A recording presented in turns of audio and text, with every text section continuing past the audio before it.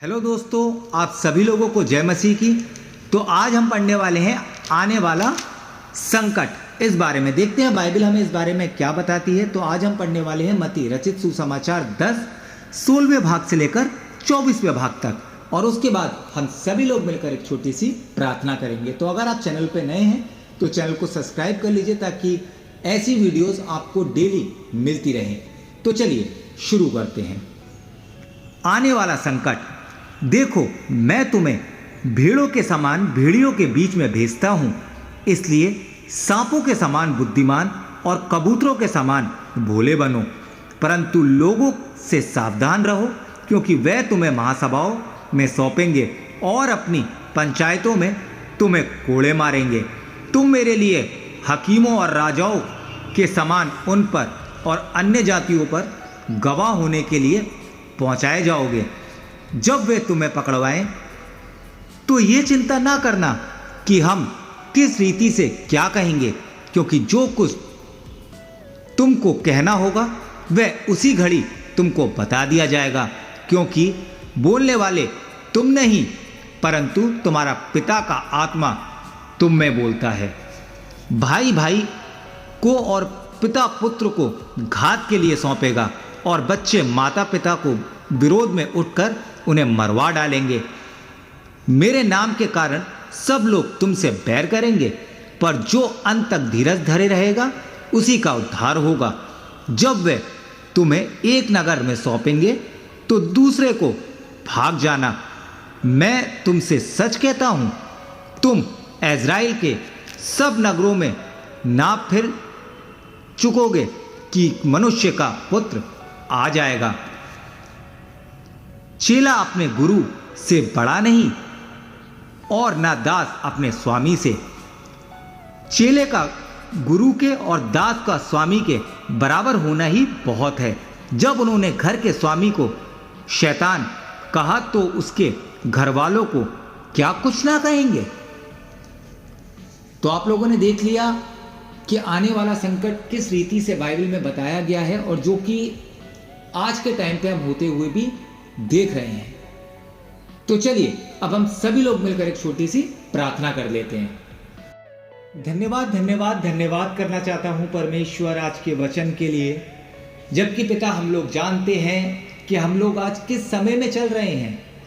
हे परमेश्वर, जगह जगह अकाल पड़ रहे हैं, जगह जगह तूफान, आंधी, सारे वो काम हो रहे हैं परमेश्वर जो आपका पवित्र शास्त्र हमें बताता है कि हम अंत के दिनों में हैं।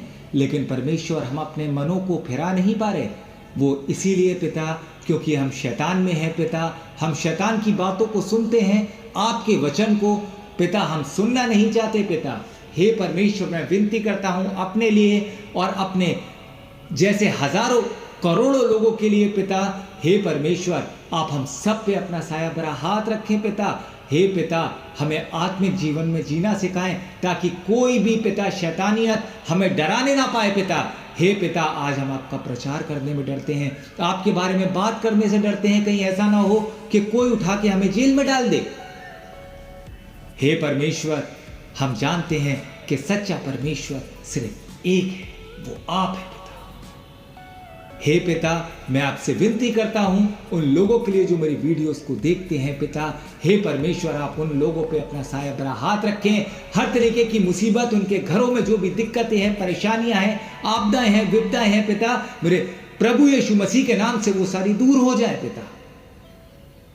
पिता, मैं विनती करता हूं उन लोगों के लिए जो बीमार हैं पिता, जिनके पास एक वक्त की रोटी नहीं, पहनने को कपड़ा नहीं है, सर छुपाने के लिए छत नहीं। परमेश्वर, आप उन सब की सहायता मदद करें पिता। मैं विनती करता हूं ऐसे लोगों के लिए जो पिता पीने की आदत से मजबूर हैं पिता, जो गंदी बातों से मजबूर हैं, जो व्यभिचार से मजबूर हैं। हे परमेश्वर, आप उनको छू लें और पिता उनको भी आत्मिक जीवन में जीना सिखाएं पिता। हम लोगों में इतनी शक्ति नहीं कि हम अपने आप से खुद को बदल सकें परमेश्वर। हम लोग शैतानियत में हैं, हम चाहकर भी अपने आप को बदल नहीं पाते पिता। लेकिन मेरा विश्वास है अपने उद्धारकर्ता यीशु मसीह पे कि पिता आप हमें बदलेंगे, आप हमें मौका देंगे पिता, क्योंकि हम जानते हैं कि मौका केवल इसी ज़मीन पे है, माफ़ी सिर्फ इसी ज़मीन पे है। अगर हम एक बार मर के परमेश्वर हमारी आत्मा आपके पास पहुंची तो उसके बाद कोई माफ़ी नहीं पिता। लेकिन पिता, हम आज भी दुनियावी चकाचौंध में, शैतानियत में पिता हम फंसे हुए हैं। पिता, आपने कहा है खटखटाओगे तो तुम्हारे लिए खोला जाएगा, ढूंढोगे तो पाओगे। लेकिन परमेश्वर, ना हम खटखटाते हैं ना हम ढूंढते हैं पिता। हम परमेश्वर आज के समय में सिर्फ भौतिक जीवन में फंसे हुए हैं। परमेश्वर, हमारी मदद करें पिता। मैं विनती करता हूँ ऐसे लोगों के लिए जो पिता मेरी वीडियोस को रेगुलर देखते हैं। पिता, मैं किसी लायक नहीं पिता, लेकिन परमेश्वर मेरी पिता इच्छा है कि मैं आपके लिए पिता ये सारी चीज़ें करता रहूँगा पिता, क्योंकि हम जानते हैं परमेश्वर कि आपके बिना हम एक पल भी कुछ नहीं कर सकते पिता। पिता, मैं भी शैतानियत में हूँ परमेश्वर। मैं अपने लिए भी विनती करता हूँ और अपने जैसे लाखों लोगों के लिए विनती करता हूँ परमेश्वर, आप हम सभी लोगों को माफ़ करें, क्षमा कर दें पिता। पिता, सारी गलतियाँ, सारे पाप मैं आपके सामने मानता हूँ।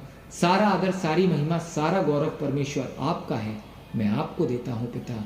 अब क्या मांगो, इस छोटी सी प्रार्थना को सुन और ग्रहण कर ले। मसीह यीशु के नाम से मांगता हूँ, आमीन।